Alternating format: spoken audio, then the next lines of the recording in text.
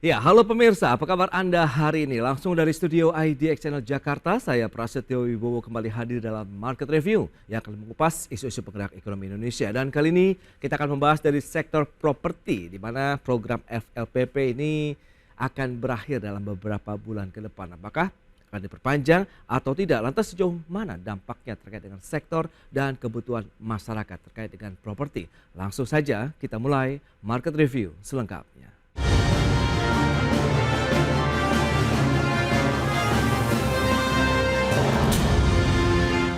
Ya, Kementerian Pekerjaan Umum dan Perumahan Rakyat masih belum dapat memastikan kelanjutan rencana penambahan kuota rumah subsidi atau fasilitas likuiditas pembiayaan perumahan FLPP yang diproyeksikan habis dalam kurun 2 bulan ke depan.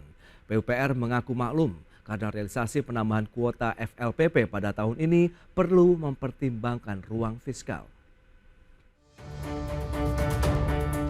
Kementerian Pekerjaan Umum dan Perumahan Rakyat atau PUPR masih belum dapat memastikan kelanjutan rencana penambahan kuota rumah subsidi atau fasilitas likuiditas pembiayaan perumahan atau FLPP yang diproyeksi habis dalam kurun waktu 2 bulan ke depan. Sekretaris Jenderal atau Sekjen Kementerian PUPR Muhammad Zainal Fatah menjelaskan hingga saat ini pihaknya masih belum menerima jawaban usulan penambahan kuota FLPP dari Kementerian Keuangan. Meski demikian, pihaknya mengaku maklum karena realisasi penambahan kuota FLPP pada tahun ini perlu mempertimbangkan ruang fiskal yang ada. Muhammad Zainal menjelaskan Kementerian PUPR telah mengajukan penambahan kuota FLPP mencapai 229.000 unit atau sama seperti tahun sebelumnya. Tim Liputan IDX Channel.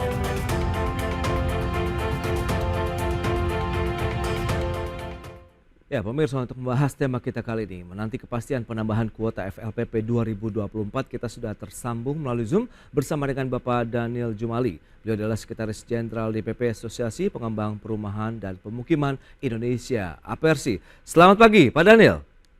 Selamat pagi, Pak Prasetyo Wibowo. Ya, salam sehat, Pak. Sehat, semangat selalu. Salam sehat juga, Pak Daniel. Dan kita Pak sapa Anton juga juga. ini. Sudah ada Pak Ya. Anton Sitorus, pengamat properti. Selamat pagi, Pak Anton. Selamat pagi, Mas Prasetyo. Ya, salam sehat, Pak. Sehat. Baik, terima kasih atas waktu yang disempatkan. Langsung saja kita akan update terlebih dahulu bagaimana kondisi dari sektor properti dengan beragam tantangan yang ada saat ini. Kemudian tadi FLPP juga yang akan habis begitu ya dengan kondisi yang ada. Kemudian backlog-nya sendiri bagaimana? Silakan nih Pak Daniel, bagaimana kondisi real saat ini? Ya, kondisi real saat ini, kalau kita lihat ya, tahun 2023, kuotanya 220.000. Oke. Di awal Desember sudah habis. Jadi pinjam tahun ini 9.000, jadi 229.000. Nah, yang saya heran, itu kan harusnya untuk tahun 2024 ini minimal 220.000. Tapi dianggarkannya cuma 166.000. Jadi kalau kita lihat di sini, kalau kita lihat range dari PUPR tahun 2024 itu juga 220.000 unit. Itu ada Perpresnya, Perpres 18 tahun 2020.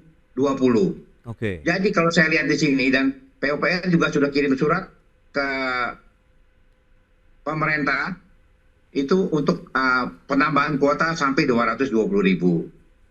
Nah, kalau kita lihat data demand dari Sikasep dan Cikumbang pada yang terakhir ini, data mutakhir yang saya dapat 25 Juli 2024, data Cikumbang, coupling ready 736.488 unit. Yang sudah terpesan dan di bank penyalur sudah 63.000. Padahal kita tahu ini tinggal 39.000. Berarti hitungan saya mungkin di bulan Agustus ini bisa habis kuotanya. Ini pertama kali dalam sejarah ini Agustus sudah habis. Biasanya akhir tahun, menjelang akhir tahun. Jadi di sini dan pada sudah data Cikumbang dan Cikasep di 736.000 unit coupling sudah ready. Dan sudah terpesan di bank penyalur 63.000. Padahal sisa sekarang tinggal 30.000-an atau kurang. Jadi hitungannya mungkin dalam hitungan hari di bulan ini sudah habis. Ini saya rasa karena kita juga sudah ngomong berkali-kali baik langsung maupun mau tidak langsung. Oke. Terakhir juga waktu akhir Juli ada pengecekan di Badan Anggaran DPR, katanya Kementerian Keuangan sampai sekarang belum mengusulkan penambahan. Nah, ini masalahnya. Oke. Yang itu perlu dia. yang perlu didesak itu, ya. Yes, Agustus ya potensi FLPP berakhir. Nah, Ya. Pak Anton, lantas bagaimana review Anda begitu dari kacamata Anda, efektivitas dari FLPP, lantas bagaimana sepertinya daya serapnya, upaya pemerintah begitu untuk bisa memenuhi kebutuhan perumahan dengan adanya program FLPP. Sementara tadi Apersi menyebutkan Agustus saja nih kemungkinan sudah habis stoknya begitu. Ya, jadi kalau tadi kita dengar ceritanya Pak Daniel, ya, itu memperlihatkan bahwa sebenarnya kebutuhan untuk rumah subsidi itu besar sekali ya. Dalam arti kita melihat dari tahun ke tahun pertumbuhannya selalu meningkat. Gitu. Oke. Kalau dari tahun lalu itu 2023 itu sekitar 230, sekarang sepertinya ada peningkatan, tetapi sebaliknya kuota yang disediakan pemerintah malah menurun kan. Yeah. Kalau tadi Pak Daniel, sehingga di bulan-bulan ini aja sepertinya sudah tipis persediaan kuota yang ada. Nah, jadi kalau saya sih ngelihatnya gini, sebenarnya dengan kondisi masyarakat kita, ekonomi kita ya makin lama makin meningkat gitu kan, pasti kebutuhan akan hunian, termasuk juga hunian untuk masyarakat MBR itu kan selalu bertambah. Nah, Betul. harusnya pemerintah jeli gitu melihat bahwa ada permintaan yang besar yang selalu bertumbuh. Nah, makanya harusnya ditambah itu kuota dari tahun ke tahun, bukan malah dikurangi. Nah, tapi kan kita juga tahu gitu bahwa belakangan ini pemerintah lebih fokus kepada pembangunan infrastruktur. Jadi kalau kita menebak-nebak, memang kemungkinan anggaran yang tahun-tahun dulu itu ada untuk perumahan ini makin lama makin terserap untuk hal yang lain, khususnya dalam hal ini adalah pembangunan infrastruktur. Makanya kalau saya melihat sebenarnya ini fokus pemerintah ini sebenarnya seberapa jauh sih ke perumahan gitu kan? Apakah itu perumahan ini diprioritaskan atau enggak? Itu yang jadi pertanyaan sebenarnya. Ya, lantas bagaimana kalau memang nanti Agustus habis, sementara kebutuhan perumahan sendiri kan tidak bisa dibendung juga ini, Pak Anton. Apakah ini akan menjadi suatu permasalahan baru yang tadinya backlog perumahan kemudian akhirnya menjadi deadlock perumahan? Ya, tentu di lapangan nanti teman-teman seperti Pak Daniel dengan anggotanya ya pasti akan kesulitan gitu dalam mendapatkan pembiayaan ya. Pasti akan cari cara-cara lain gitu. Nah, ini harusnya yang saya pikir perlu disikapi oleh pemerintah, cari cara bagaimana supaya kebutuhan yang ada dengan stok yang sudah disediakan oleh pengembang Apersi dan teman-teman yang lain itu bisa direalisasikan dalam bentuk transaksi perumahan buat masyarakat yang membutuhkan. Jadi jangan sampai ini jadi pent-up demand gitu yang tertahan. Ini ya, seperti yang tadi Mas Prasetyo bilang, ini bisa menambah jumlah backlog yang ada tentunya. Jadi kita harus mendorong pemerintah bagaimana untuk bisa mengakomodir permintaan yang ada sampai dengan akhir tahun. Kira-kira seperti itu, Mas. Baik. Nah, dari Apersi sendiri dan teman-teman properti lah, Pak Daniel Jumali, lantas bagaimana strateginya menyikapi kondisi saat ini? Apakah kita akan tetap berusaha mengembangkan begitu ya produk perumahan yang standar FLPP kah? Atau kita menunda, kita mengembangkan dengan tipe lainnya begitu? Mengingat tadi kalau FLPP kan berarti ada subsidi di sana, insentif yang diberikan. Ya, memang ini satu dilema yang berat ya. Karena dampak pengurangan kuota FLPP tahun 2024 yang seperti kelihatannya ada kesengajaan ini merupakan tsunami dan badai buat pengembang rumah MBR. Padahal kita tahu di waktu pandemi saja ini rumah MBR ini bisa menyerap tenaga kerja belasan juta. Dan perlu diingat juga sektor properti juga mempunyai multiplier efek kepada 185 sektor industri lainnya. Mulai dari batu, semen, batako, bata, sampai ke dindingnya semuanya, sampai ke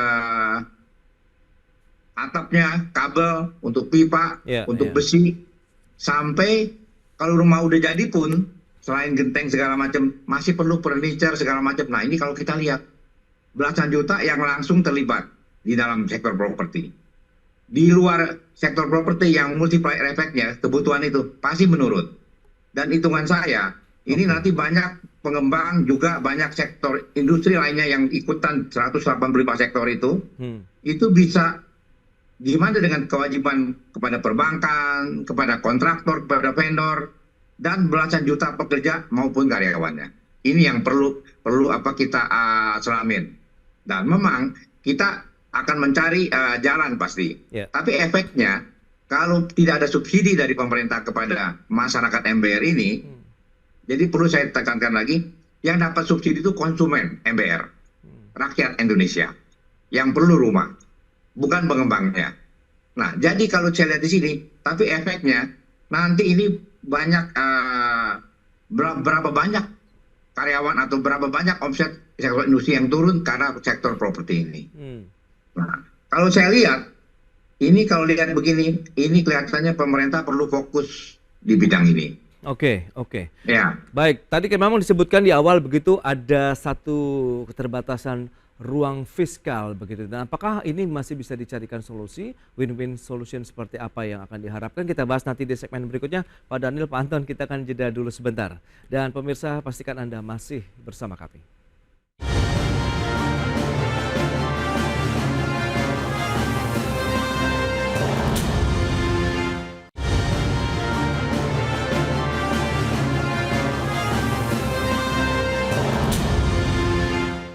Ya, Anda masih menyaksikan Market Review, pemirsa. Berikut ini kami sampaikan data untuk Anda terkait dengan kuota FLPP KPR tahun 2023, kemudian 2024.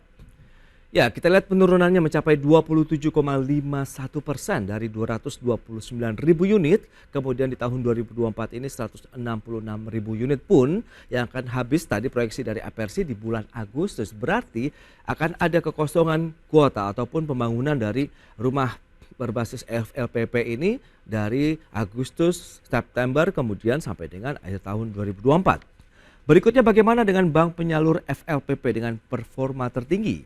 Ada Bank Tabungan Negara, penyaluran sekitar 54.312 unit.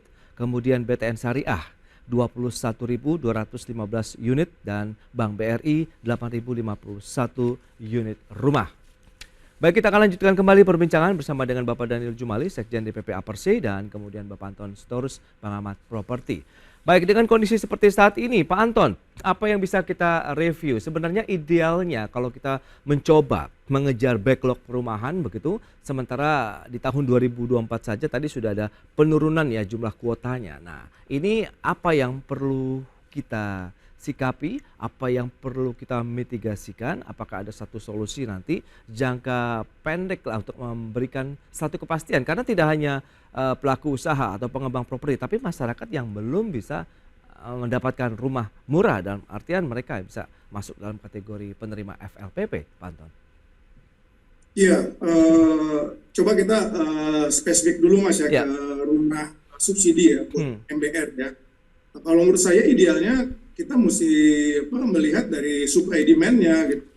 Jadi kalau misalnya kita pelajarin dulu nih permintaan untuk rumah subsidi ini per tahun berapa? Baik. Apakah 300.000 atau 500.000? Nah itu bisa dilihat dari penjualan dari teman-teman baik itu DRE, APRC maupun Himpera, kan mereka punya data penjualan. Jadi berdasarkan historical data itu kita bisa cari tahu gitu proyeksi kira-kira permintaan itu per tahun berapa.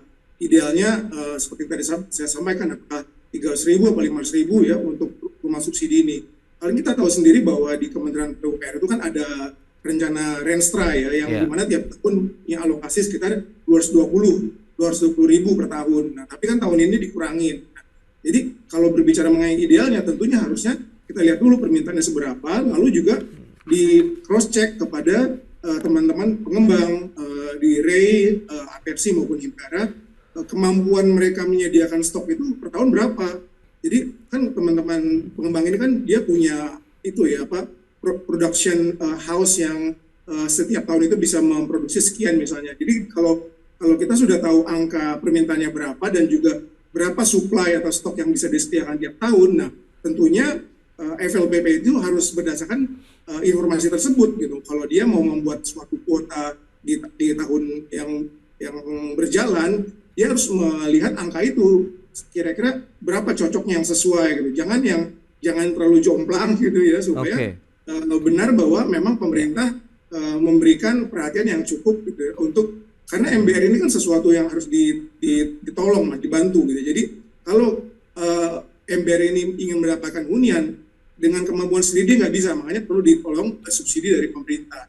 Sekarang kita ya seberapa jauh pemerintah punya fokus kepada perumahan itu. Jadi kembali lagi Mas, saya mau mengangkat isu bahwa di dalam Kementerian PUPR anggaran perumahan itu sangat kecil gitu ya. Kalau kita lihat dari total alokasi Kementerian PUPR secara keseluruhan, anggaran Ditjen Perumahan itu tidak lebih dari 10%. Bayangkan coba, satu sektor yang sangat besar ini hanya di bawah 10%, sementara yang lain-lain kayak sumber daya air, Bina Marga, Cipta Karya itu 90% daripada total anggaran kementerian. Jadi memang fokusnya ini bukan ke perumahan, Mas. Jadi itu yang harus kita ke depan ini, kalau memang kita mau kasih backlog, pemerintah harusnya memiliki fokus yang lebih jelas, gitu kira-kira. Baik Pak Anto. Nah, kesiapan dari teman-teman pengembang properti, Apersi bagaimana kalau memang tadi perlu kita satu data yang benar-benar real, yang benar-benar sesuai dengan kebutuhan di masyarakat, kemudian kemampuan dari pengembangnya sendiri untuk membangun perumahan berbasis FLPP ini seperti apa? Apakah memang sudah ada penyesuaian di sana dalam artian dan pelaku usaha dan pemerintah sehingga ditetapkanlah angka-angka yang setiap tahun dikeluarkan begitu, Pak Daniel? Ya, baik Pak Mas Pras.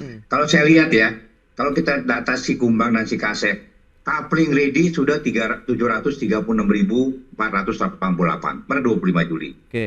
Yang sudah terpesan dan di bank penyalur 63.000. Di luar yang sudah sekitar 100 ribuan yang sudah.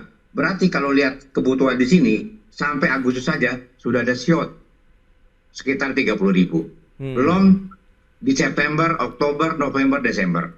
Jadi hitungan minimum. Kalau kita lihat rensra dari PUPR sendiri dan ada Perpres nomor 18 tahun 2020, itu harusnya 220.000 untuk unit untuk tahun 2024. Tapi diberikan APBN-nya cuma 166.000. Nah, kita Apersi sudah bikin surat ke Presiden pada bulan Juni 2024 dan sudah kita dengar sudah ada di One Team Press dan KSP. Cuma apakah sampai persoalan ini mesti sampai kita nggak ada presiden lagi? Karena tahun 2018 atau 19 kita juga pernah kekurangan shot.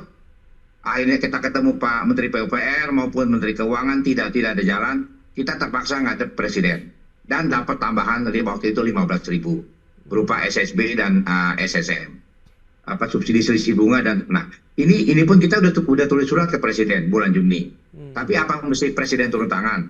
Nah, kalau kita lihat fokus jangka pendek ini, kekurangan kuota ini dari September sampai dengan Desember. Minimum perlu tambahan sekitar 60 ribuan. Atau 65.000. Jadi dan surat dari PPR sudah, dari asosiasi sudah. Dan juga data si Kasep dan si Kumbang yang ada di PUPR pun sudah membuktikan itu. Jadi kalau menurut saya, tinggal Menteri Keuangan di rapat komisi dengan DPR mengusulkan. Nah, karena menurut DPR tinggal tunggu itu katanya. Nah, kalau menurut saya, ini bolanya di situ atau bolanya ditentang lagi oleh Presiden. Selaku kepala pemerintahan ini di sini. Baik. Itu dari segi pemerintahannya, Pak. Tapi kalau dari segi skemanya, pasti kita dengan bank-bank, terutama dengan BTN ya. Terakhir Pak Dirut BTN sudah sampaikan ke kita bahwa Apersi 73% market share-nya ke BTN. Jadi kalau menurut saya, kalau kita lihat dan pengembang Apersi ini 91% itu pengembang yang mengembangkan rumah MBR. Bagi masyarakat berpenghasilan rendah. Dan 9%-nya lagi untuk milenial. Yang dulu kita pernah sebut namanya MBT atau MBM itu Pak Mas Pras mungkin masih ingat ya. Nah itu. Cuman kalau kita masuk ke skema itu, kesian MBR ini Pak. Dia harus membayar lebih banyak untuk bunganya. Karena tidak disubsidi oleh pemerintah. Itu aja Pak. Oke, dia tantangannya memang kalau kita mau menaikkan kategori lah ya dari MBR ke MBT atau masyarakat berpenghasilan tanggung ini khususnya generasi milenial, Gen Z dan lain-lain memang cukup memberatkan Ya. begitu. Karenanya memang perlu ada subsidi ataupun insentif di dalamnya begitu ya bagi masyarakat MBR. Tapi kita akan lihat sejauh mana kalau memang ini akhirnya jadi deadlock di sana begitu belum ada penambahan sampai dengan akhir tahun. Kita akan bahas nanti di segmen berikutnya Pak Daniel, Pak Anton, kita akan jeda lagi dan pemirsa kami akan segera kembali usai pariwara berikut ini.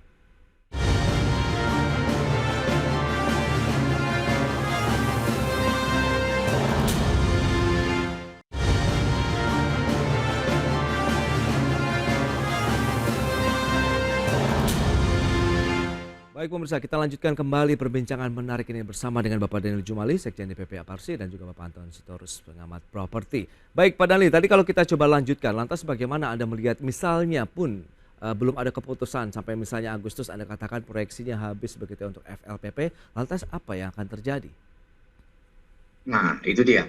Karena sektor properti dan sektor ikutan properti ini yang 185 sektor itu menyerap belasan juta dari sektor properti, belum termasuk 185 lainnya baik keramik, batu, sampai setelah rumah jadi mesti ada lampunya. Itu kan industri lampu Pak, industri furniture semuanya. Nah itu berapa banyak karyawan atau berapa banyak investasi yang sudah masuk di sini tapi tidak berjalan karena ya kita bilang ada mismatch di mana ini ya. Sebetulnya tinggal Kementerian Keuangan cari dana, kutik-kutik, masukin ke badan anggaran, harusnya sudah selesai Pak. Itu jangka pendeknya. Nah tapi kalau jangka panjangnya kita lihat, di sini perlu adanya Badan Percepatan Penyediaan Perumahan atau BP3 yang undang-undang sudah komplit, dan juga Kementerian Perumahan agar persoalan perumahan khususnya bagi masyarakat berpenghasilan rendah, MBR dan milenial dapat lebih terfokus di masa depan Pak. Baik. Nah, Pak Anton, lantas bagaimana dengan sisa waktu? Kan kita tahu ini juga masa transisi kepemimpinan nasional begitu. Apakah fokus nanti akan terpecah atau Anda melihat masih ada ruang waktu kita untuk menyelesaikan permasalahan terkait dengan kuota FLPP?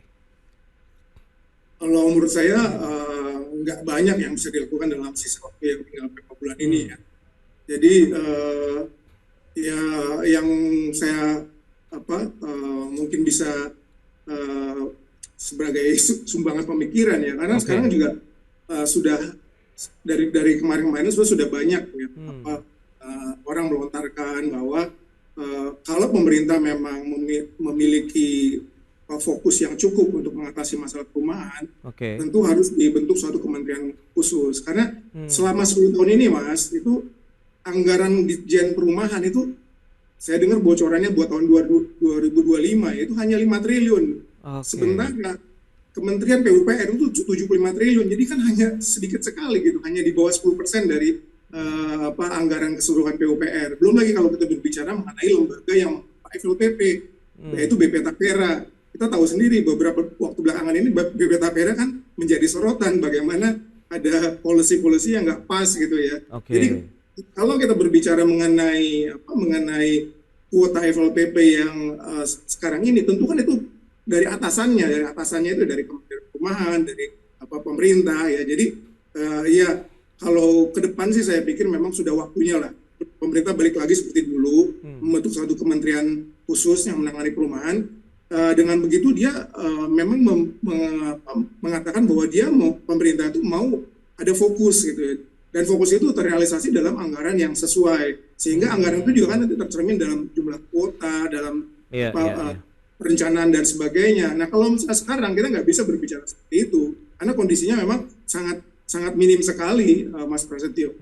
Baik Pak Anton. Terakhir Pak Daniel, tanggapan Anda apakah memang nanti seperti yang disampaikan oleh Pak Anton tadi, kementerian khusus di sektor perumahan ini bisa menjadi solusi untuk jangka panjang mungkin? Singkat saja Pak Daniel, silakan. Ya betul. Memang kalau untuk fokus bagi masyarakat MBR dan milenial atau Gen Z atau Gen Z ini, kita perlu Kementerian Perumahan Rakyat ya Pak ya. Dan juga perlu juga BP3 Pak. Karena di dalam BP3 Badan Percepatan Penyediaan Perumahan ini juga banyak solusi-solusi yang sangat kita sudah lihat ya, kita juga sudah kaji, ini juga sangat bagus mendukung Tapera dan PUPR. Oke. Nah, Baik, itu deh. Tapi jangka pendeknya, ini Kementerian Keuangan, dalam hal ini Bu Menteri atau Badan Kebijakan Fiskalnya harus ke DPR untuk penambahan kuota ini. Baik. Atau nanti kita ada presiden, tapi berarti bolanya di presiden. Oke, itu dia beberapa. Seperti yang beberapa tahun lalu yang sudah kita jalankan, Pak. Ya, itu dia tantangan dan juga mungkin solusi-solusi yang bisa dipecahkan bersama-sama begitu. Sehingga tadi FLPP juga ada jawaban yang pasti begitu, dalam artian kepastian untuk dilanjutkan sampai dengan akhir tahun 2024 ini. Baik, Ya. Pak Daniel, terima kasih banyak atas waktu dan sharing yang sudah disampaikan. Pak Anton, terima kasih atas insight yang sudah Anda berikan juga nih kepada pemirsa pada hari ini. Selamat melanjutkan aktivitas Anda kembali. Salam sehat, Pak Daniel, Pak Anton, terima kasih. Terima kasih. Salam sehat, semangat Pak Mas Pras, Ya. Pak Anton. Sampai ketemu lagi, Pak Baik. Anton.